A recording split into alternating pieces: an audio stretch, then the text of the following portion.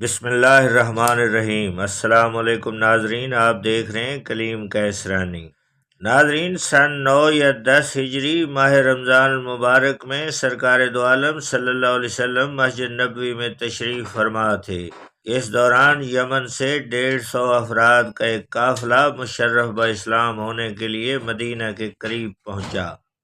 اس قافلے کا سردار لمبے قد کاٹ والا ایک خوب روح اور حسین و جمیل شاہ سوار تھا۔ اس سردار نے اپنی سواری کو بٹھایا اور تھیلے میں سے ایک عمدہ لباس نکال کر اسے پہن لیا، پھر پروقار انداز میں مسجد نبوی کی جانب قدم بڑھانے لگا۔ مسجد میں داخل ہوا تو دیکھا رسول اللہ صلی اللہ علیہ وسلم کچھ ارشاد فرما رہے ہیں۔ سردار نے بارگاہ رسالت میں سلام پیش کیا اور بیٹھ گیا۔ لوگوں کی نظریں بار بار اس کی طرف اٹھنے لگیں۔ حیران ہو کر قریب بیٹھے ہوئے شخص سے پوچھا، اے اللہ کے بندے، کیا ابھی میرے متعلق گفتگو ہو رہی تھی؟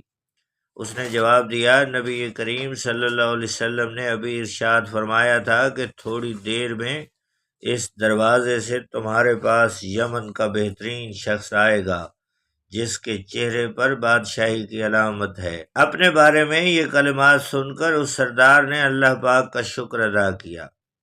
معزز ناظرین، چہرے پر شاہی آثار لیے یمن کے یہ بہترین خوبرو سردار حضرت سیدنا جریر بن عبداللہ بجلی رضی اللہ تعالیٰ عنہ تھے۔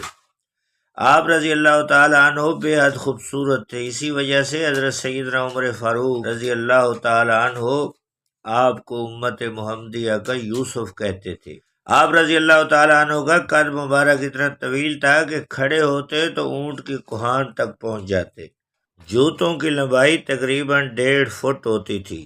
ایک مرتبہ آپ نے اپنی ایک مشکل اور پریشانی کو بارگاہ رسالت میں یوں پیش کیا کہ میں گھوڑے پر جم کر بیٹھ نہیں سکتا۔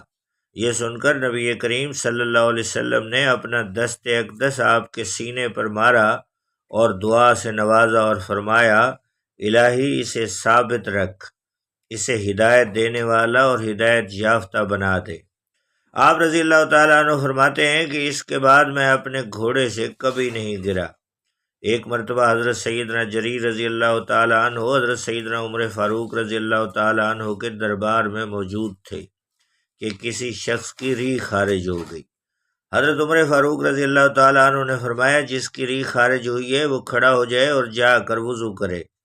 اب جو بھی وضو کرنے جاتا اس کا پوشیدہ معاملہ سب پر ظاہر ہو جاتا اور اسے ندامت کا سامنا کرنا پڑتا۔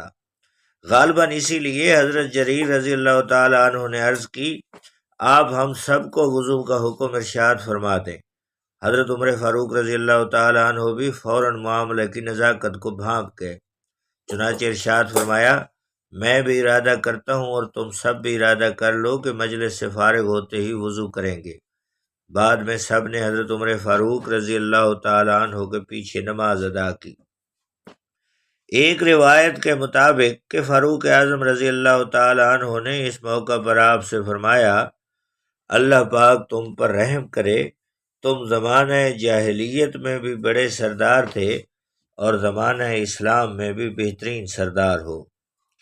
حضرت جریر رضی اللہ تعالیٰ عنہ نے بارگاہ رسالت میں اس بات پر بیعت کی تھی کہ ہر مسلمان کے ساتھ خیر خواہی کریں گے، اور کس قدر بہترین انداز میں اس بیعت کو پورا کیا۔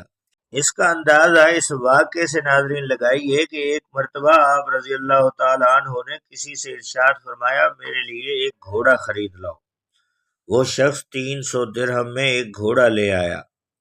آپ رضی اللہ تعالیٰ عنہ نے گھوڑے کو دیکھا تو اندازہ لگایا کہ اس کی قیمت 400 درہم ہونی چاہیے۔ لہذا گھوڑے کے مالک کو بلایا اور اس سے کہا، کیا یہ گھوڑا 400 درہم میں بیچو گے؟ اس نے کہا، میں راضی ہوں۔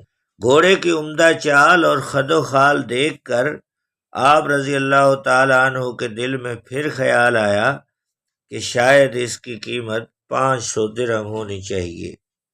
اس طرح کئی مرتبہ دل میں خیال آیا اور 100 درہم بڑھاتے چلے گئے، جہاں تک کہ آپ رضی اللہ تعالیٰ عنہ نے اس گھوڑے کو 800 درہم میں خریدا۔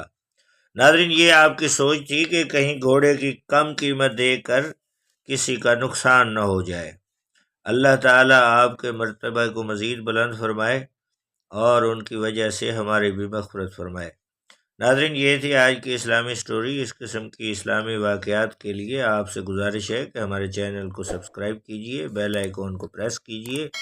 بہت شکریہ۔ اللہ حافظ۔